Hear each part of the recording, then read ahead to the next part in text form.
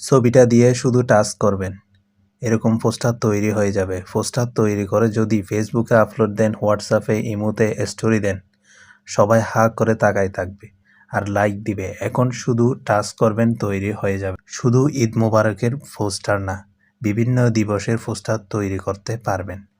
এজন্য আপনার থেকে একটা ছোট্ট অ্যাপ্লিকেশন ডাউনলোড করতে হবে। তাই প্রথমে চলে যাবেন গুগল প্লে স্টোরে। প্লে স্টোরটা ওপেন করবেন। ওপেন করার পর এখানে সার্চ বারে ক্লিক করে দিবেন।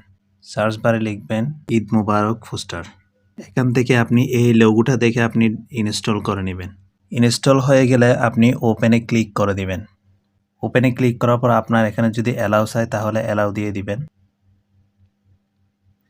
এরপরে আপনার এখান থেকে অ্যালাউ চাইবে, অ্যালাউ দিয়ে দিবেন। এখানে আপনি দেখতে পাবেন ঈদ উল ফিতর বিভিন্ন ধরনের পোস্টার তৈরি করা আছে। আপনি শুধু খালি আপনার ছবিটা বসায় দিবেন, পোস্টার তৈরি হয়ে যাবে।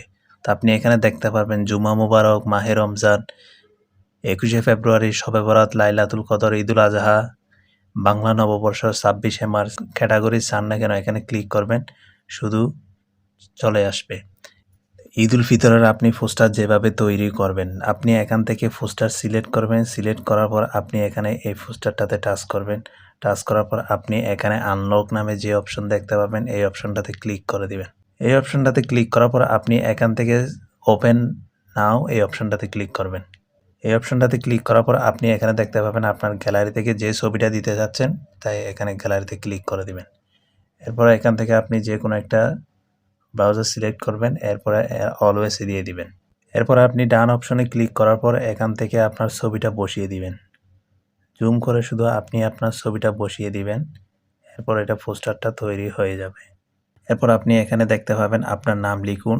এখানে আপনার পদবি, ঠিকানা লিখুন। চাইলে লিখতে পারেন, না চাইলে কোনো সমস্যা নাই। যদি লিখতে চান তাহলে এখানে টাচ করবেন। এরপরে আপনি আপনার নামটা লিখে দিবেন। এরপর আপনি ছবিটা কিভাবে সেভ করবেন, এখানে সেভ নামে যে অপশন রয়েছে উপরে, এই অপশনটাতে ক্লিক করে দিবেন। এটা সেভ হয়ে যাবে।